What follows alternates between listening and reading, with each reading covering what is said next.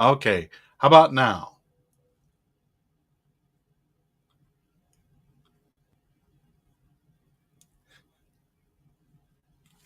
Can you hear me now?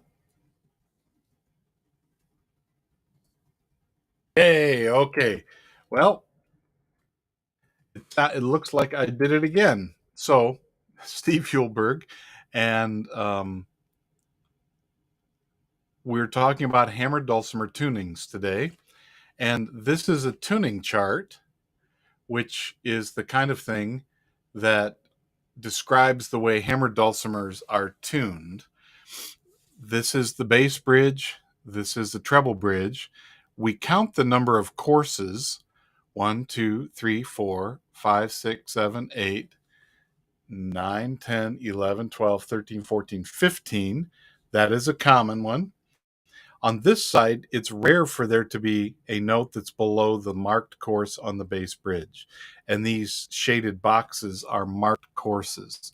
Some builders build with dark box colors, some build with light box colors. That's why this is shaded, because it can be either one. If I start counting here, which is like most of them, 1, 2, 3, 4, 5, 6, 7, 8, 9, 10, 11, 12, 13, 14, no, 1, 2, 3, 4, 5, 6, 7, 8, 9, 10, 11, 12, 13, 14. So this chart depicts a typical tuning for a 15-14 instrument. And that ratio is the number of courses on the treble bridge first, and then the number of courses on the bass bridge. If you're a mountain dulcimer player, this D right here is usually the same D that's the bass string on a mountain dulcimer tuned D-A-D or D-A-A, where D is the first course that I'm calling, the bass, the lowest string. This is also the D below middle C, or the D that's on the middle of the bass clef.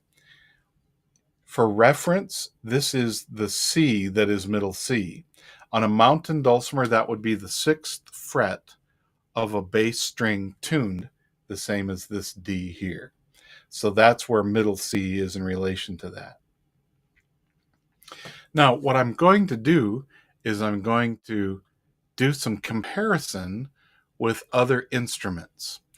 So I'm going to change my camera, and let's pull up this one. This is the first one that I played. It's the first one that I built. This came from a Hughes Dulcimer kit. Has walnut rails and sides. A very like 15 or 16 layer plywood for the pin blocks, and braces, and 3/4 inch plywood for the back for strength, and individual chessman bridges. This is not one piece of wood, which is more common today. These are a whole bunch of little pieces of triangles over which a piece of brass is laid. And if we count these, 1, 2, 3, 4, 5, 6, 7, 8, 9, 10, 11, 12, and 1, 2, 3, 4, 5, 6, 7, 8, 9, 10, 11, this is a 12-11. If I would describe it to tell somebody else what is going on with this dulcimer. The difference here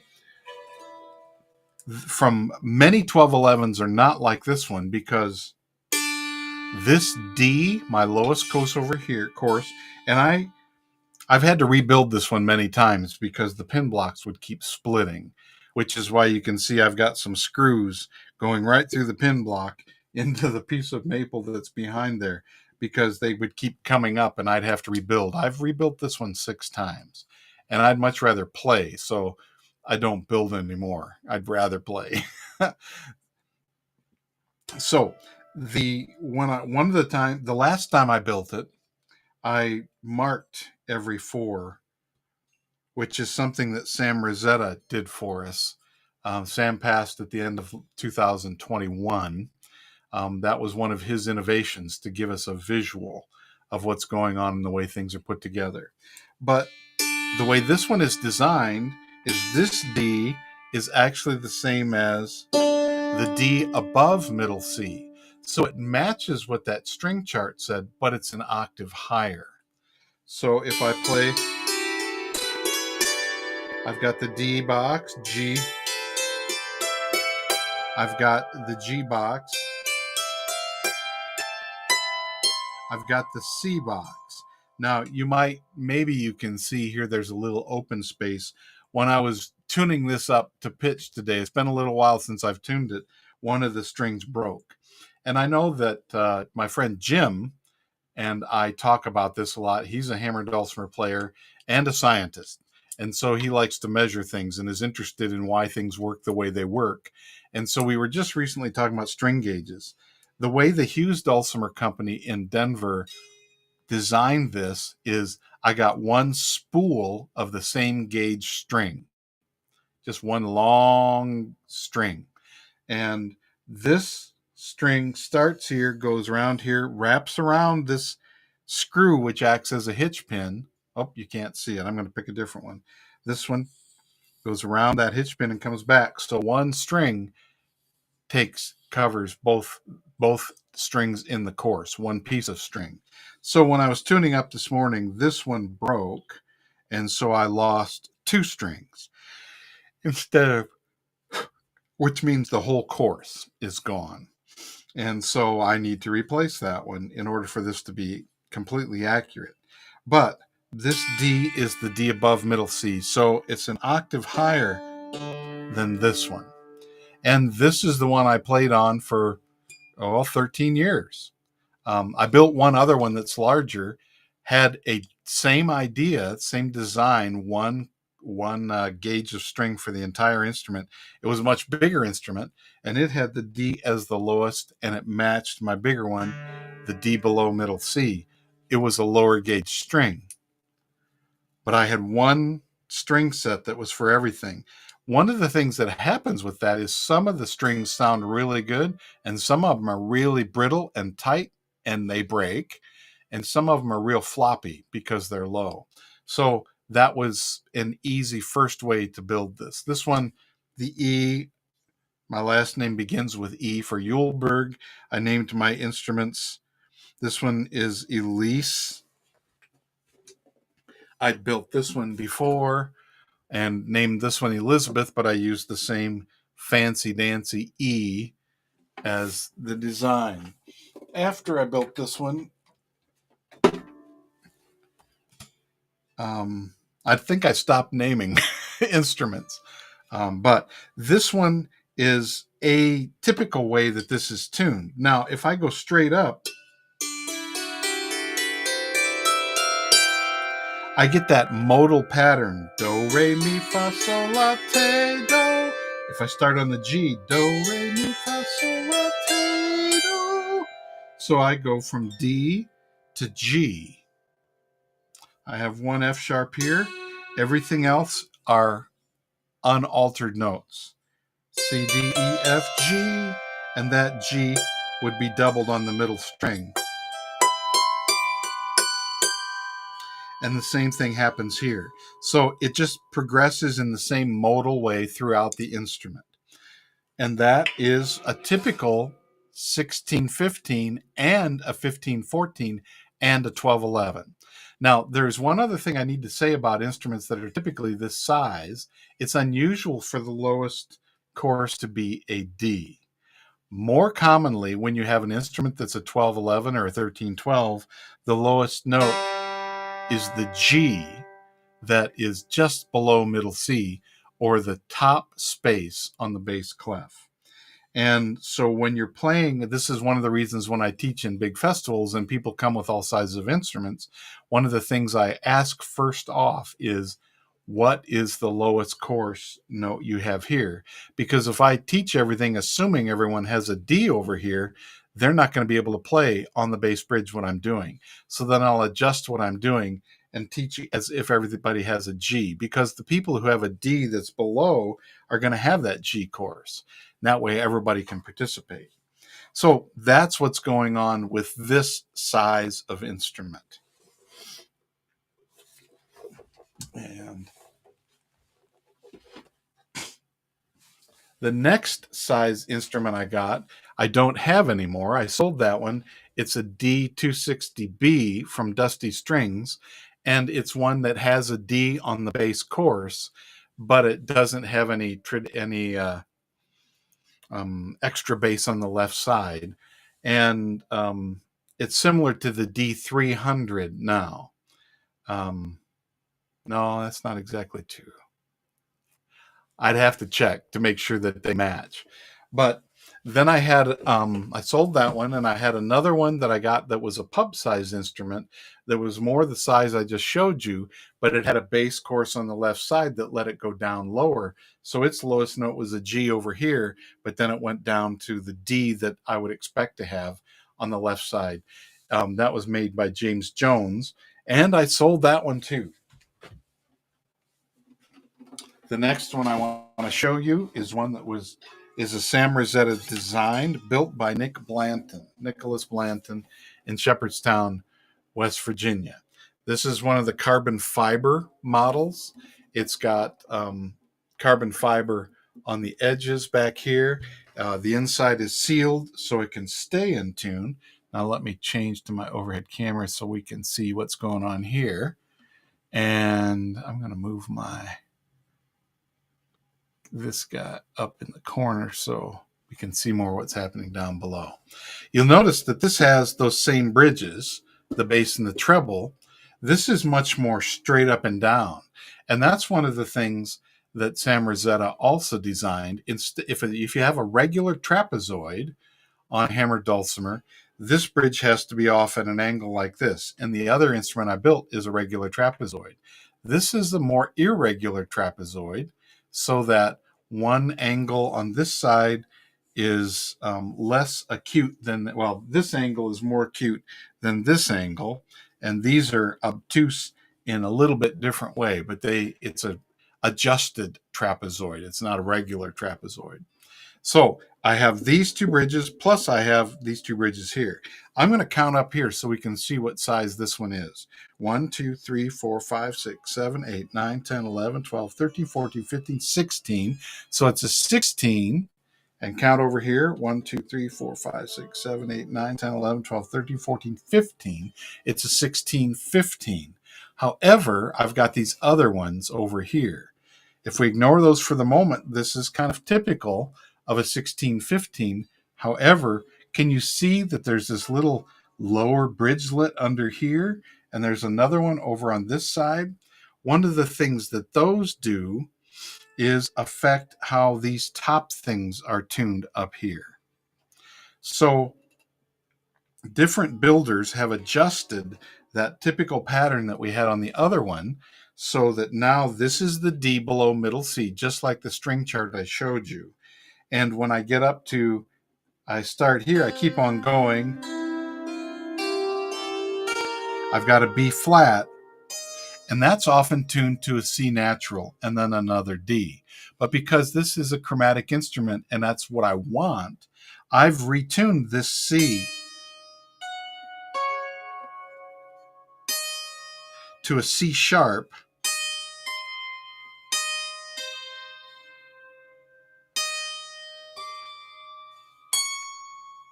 Oh, and I'm sorry.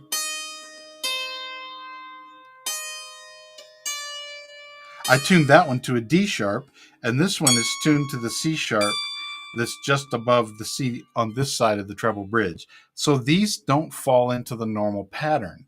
And that's that different kind of tuning that can happen, and you can adjust it to make it work the way you want. Why didn't I keep this as a C and make this the octave higher C sharp? I already have this C over here as a part of this box. And this C sharp, or I don't have a D sharp up in here. I have these two lower D sharps, but I don't have a D sharp in this octave.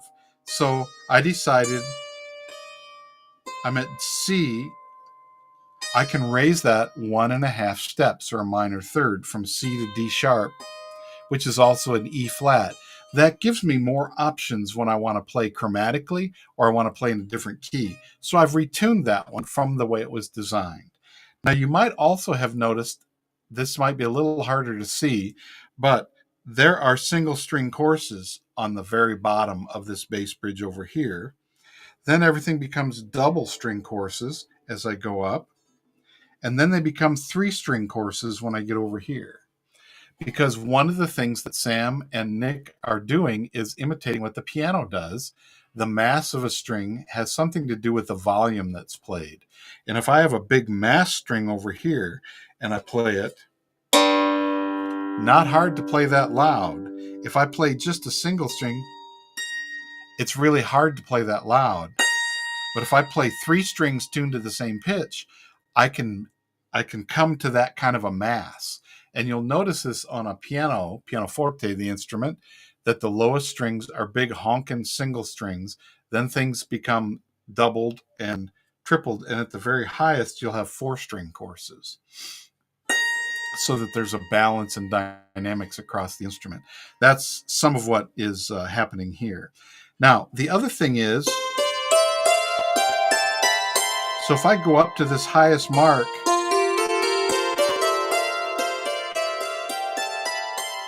that 3-string thing gives a real shimmering chorus kind of effect as well. Now, it's the notes that are above that that are a little bit different. Now, on this side, that's what I expect. It's the same pattern of...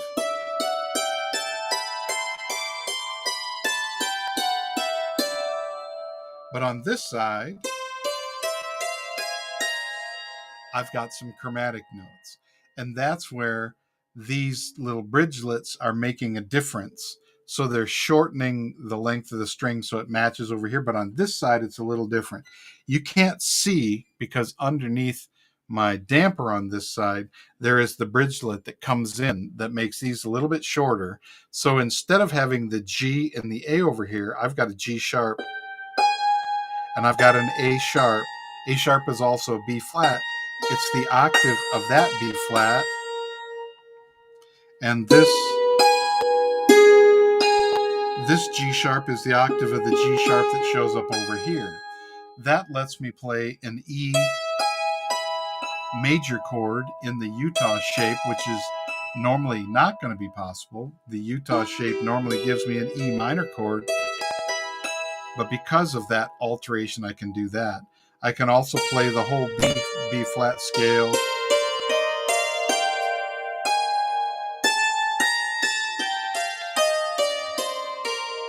So it gives me some more options. Now, I told you to ignore these for a moment, but we're coming to talk about them. This lower bass bridge is sometimes called a super bass bridge, and this one is designed so that this note is a G. The lowest note is a G, which is the G that's the bottom of the bass clef. It's an octave below the one that's on my bass bridge. So those are octaves from each other.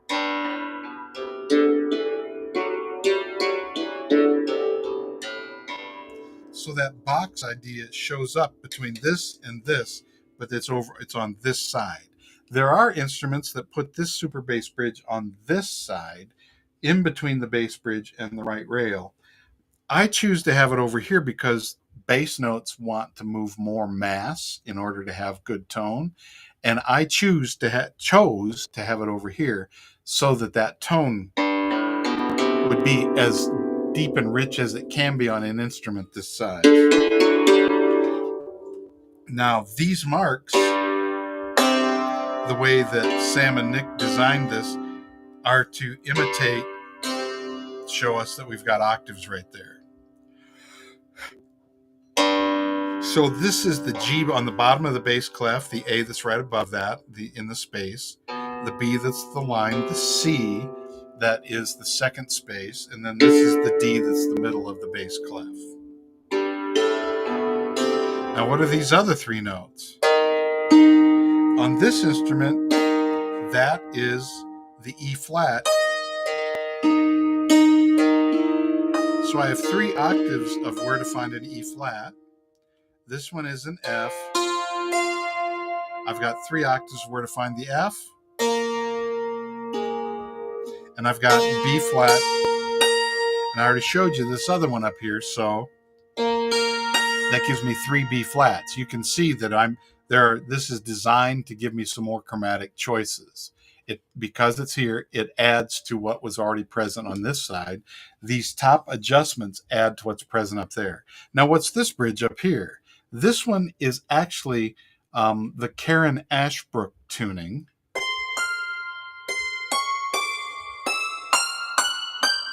In this instrument, I can go C because I've changed that. This is the normal C sharp, D. I don't have the high D sharp. I have an E, F sharp, G. So I have a G that's on the bottom of the treble bass clef, top of the bass clef, the second line on the treble clef, on top of the treble clef, and then way above that. I've got 1, 2, 3, 4, 5 G's on this instrument. And that makes me think of the instrument more in terms of G. The other instrument, when my lowest note is a D, tends to make me think of it in terms of A, because that's the biggest range. I mean, D, because that's the biggest range that I have that I can work with. How would I number this? Because of this, the way it is, we already counted 16, 15. So I'm going to count 1, 2, 3, 4, 5, 6, 7.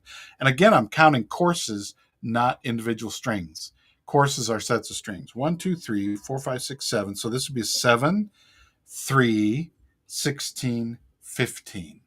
So if I'm going to go comparing instruments. Oh, good question, Talon. This one is resting on my legs and could be played on my legs. The difficulty is when it's close to my body, I really have to breathe in and lean back in order to play here. So it's not as comfortable to do this, but it could do that. Most hammer dulcimers, the other one can also lay sit here and lay on my lap. I called the other one a pub size instrument because it stopped here, and the lowest course here was a D, and then the bass bridge over here went down, I mean G, and the notes that were needed on the bass bridge went down to a D over here. So it fit in a pub very well. I know that Jim, who is often here, plays his in a Wednesday night session at a pub in Fort Collins, and his is an octave higher. It's similar in pitch to the one that I was playing earlier, but it's a smaller body. And he's got a single leg. I'm going to change so you can see the back of this. He's got a single leg that screws in, and it sits on his lap, and the leg holds it up. And then he can move it out to the edge of his knees. When he does that, which I have this table here I could use as my table, except I got to move my trackpad so I don't rest on that. When I'm doing that, then it's a lot easier for me to...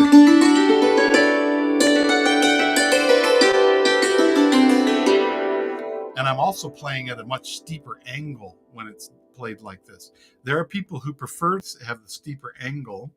The thing I like about having it a little bit flatter, and this is actually tipping away a little bit, is gravity is helping every one of my hammer drops or throws.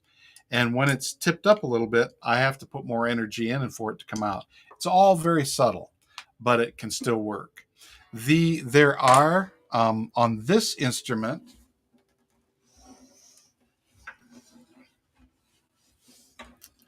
I have, that string's on my legs. That's interesting. These tri-stander molded aluminum that are threaded, and I have legs that I put on this one when I'm going to play. That is the most adjustable stand possible because I can play standing up or sitting down. I could play, well, I've played kneeling before. Ah, your monopod was a different kind of thread. Okay. But I can also play when the floor is unlevel. I've played in churches where there's a very steep angle toward the front of the church, and I'm kind of standing like this, but I have to pretend I'm a billy goat on the mountain with one leg a little longer than the other one. But in order to play that way, it really helps if the dulcimer is level rather than on an angle. So I can make one long leg longer. So, and there are places where I can't fit in exactly because there's some steps. So the one leg can be very short compared to the others, and that works.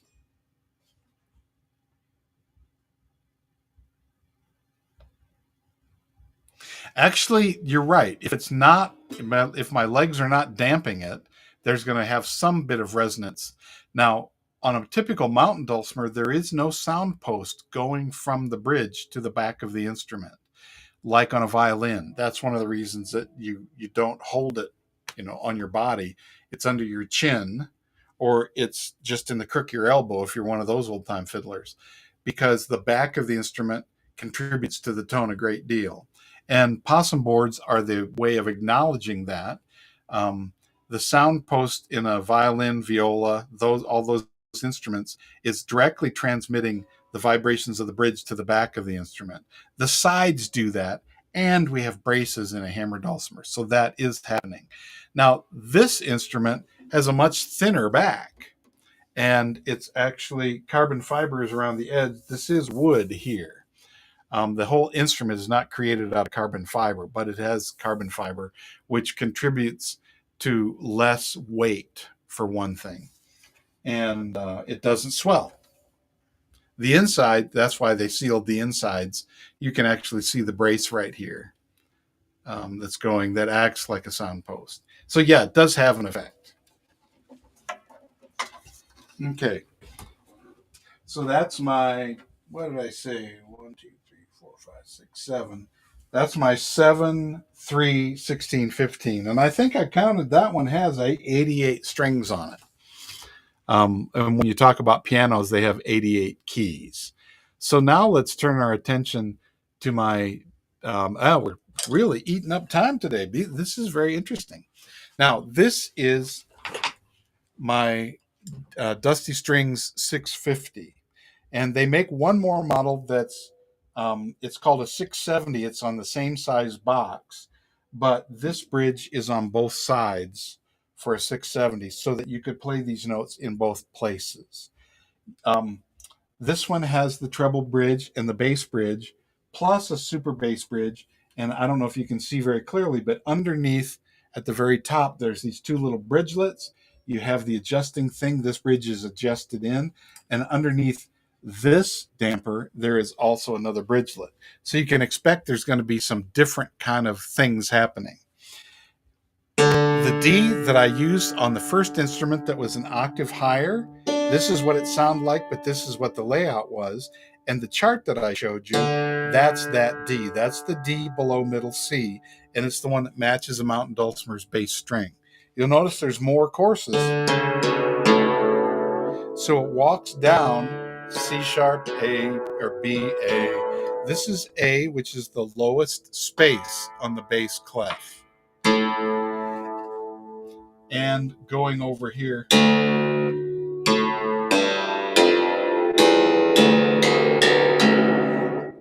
this is designed so that the bottom course over here is yet another octave lower. And there on a pianoforte, there's still one more octave of A. So this is A2, A3, A4, A5, A6. And that means C, C2,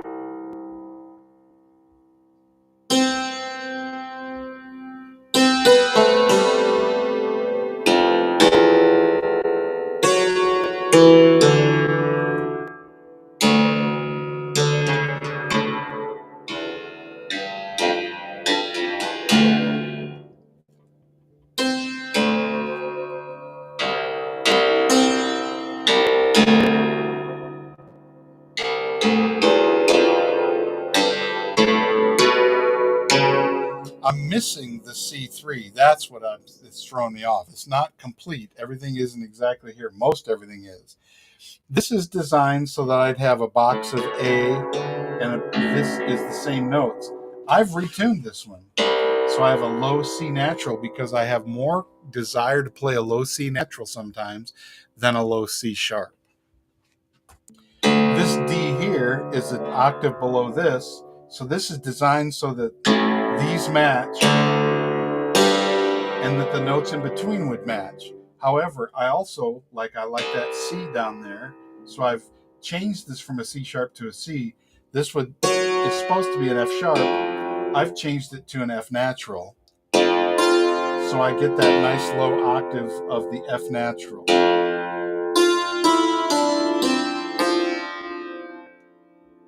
Let's see here.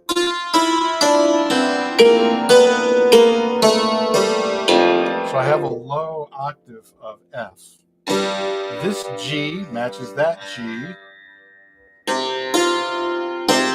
Oh, there's my other C. That's right. That's right. Here's my other C. So this matches this G, C, and F. And the B flats are here. So I've adjusted this one, but super bass bridge is different than the other super bass bridge. So that's where a lot of variety comes in. Typically what's happening on the bass and the treble bridge, they're not going to be too much changed. With the addition of I've got another box here. So this, because my lowest note here, my lowest note here are A's, make me think in the framework of A more. My first dulcimer I showed you, I think of D. The second one I think of as D and G, and this one I think of as A. I also have all the D and G stuff that are on the other two. Let's count the treble bridge. 1, 2, 3, 4, 5, 6, 7, 8, 9, 10, 11, 12, 13, 14, 15, 16, 17, 18, 19. Now, 1, 2, 3, 4, 5, 6, 7, 8, 9, 10, 11, 12, 13, 14, 15, 16, 17, 18, 19, 18. But I've also got 1, 2, 3, 4, 5, 6, 7, 8, 9, 9, 2, 19, 18 is the way that I would talk about this one if I'm going to be talking with someone else. So that there are different ways that people tune these. Like I'm talking about, my adjustments of the super bass bridge. Let's go up here to the higher ones. That is the C box, the F box. And above the B flat is where it is normally tuned to a C natural. But I like to have that C sharp over here in case I want to be playing things that need a C sharp in this area and I don't want to go over here. So I can easily get an A major chord, for example. Now, this one, on the other instrument, I had a D sharp and then the higher C sharp. This one, I've got a C sharp here, and that's the D sharp. So when I'm moving between instruments, I've got to remember I've got a reverse situation going on over here. So this is...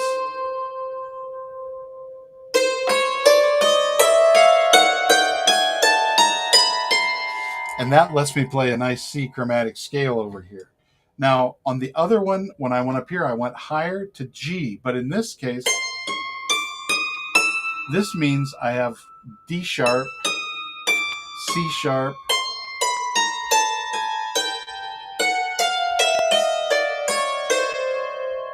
so I have a fully chromatic C scale here.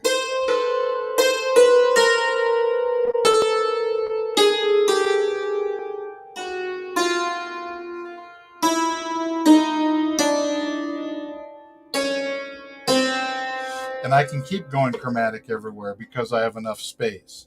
The one other thing to call attention to is there is in Michigan, and the Everett Fun Fest is getting ready to happen there.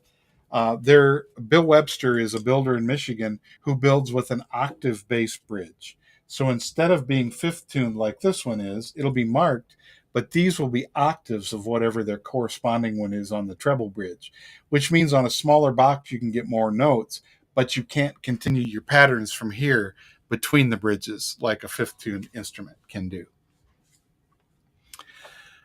So there are varieties, and you can make some changes to your instrument so that it plays the way you want it to play. It is important, like I said, I keep forgetting sometimes, well, which instrument am I on? I'll get ready, somebody will call a tune, and I'll start playing and go halfway into it. I'll go, oops, this is this instrument. Where is that note?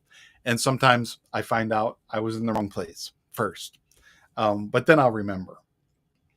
The other place that I ran into a question, well, the two other places, when I was in England, the bass bridge is built so that instead of being slightly below its corresponding one, it's slightly above. So that threw me off. And they laughed. They said, "You want to play my instrument?" And I started playing. Going, "What's going on?" And they started laughing. Go, "Oh yeah, that's that builder. He builds this way." It's like, thanks for telling me.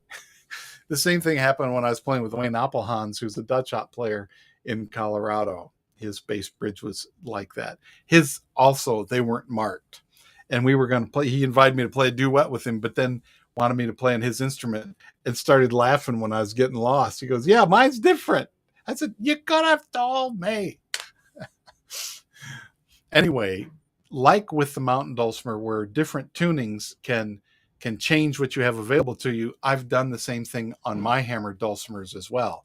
I don't retune all the time because on the mountain dulcimer, the patterns, the modal patterns are laid out. So I just start in a different place. And I've talked about that before. I'll talk about it again. But retuning is really an important thing to keep in mind when you are a dulcimer player of any kind of dulcimer. We have the opportunity to do that, to make it work for us. Well, as Jim says, humiliation is, I'm going to say, a basis for humor. There is just unexpected humor, which does not have to be humiliating. But if you can shorten that humiliation word to humor, I find it's a lot better for me. So, but thank you for paying attention and for taking a look at this. There was a theme that somebody suggested, and now I've forgotten it. I'll try to remember it for next week, for next week's conversation. Oh yeah, it was. Yeah, I remember. Why do people use DAA tuning? I've talked about it before, but that'll be the focus of what I'm going to talk about next week. A couple of things to call attention to, so I want to share my screen again.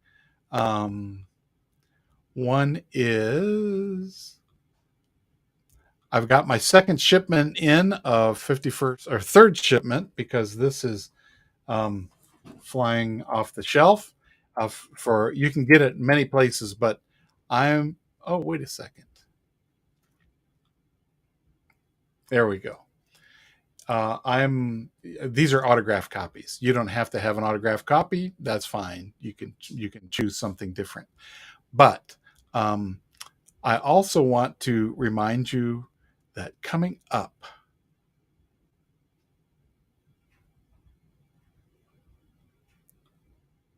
here we go.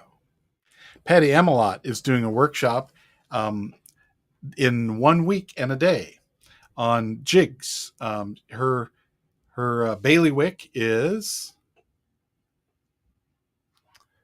she plays in Looney's Fortune. Celtic music is her real big love. So she's going to be talking about that. And this is a benefit for mentor and workshop level students who just go to the live events page to log in. If you'd like to be a part of that, to see what she's talking about, it's a hammer dulcimer focused workshop, but Aaron May and I will provide some mountain dulcimer translation, but you can sign up for it at this link and join us for that day. You'll also get access to and I'm going to close that. You'll also get access to the archive video as well. Well, thank you for joining us. This will be archived in all the usual places, and I look forward to seeing you next time. Bye-bye.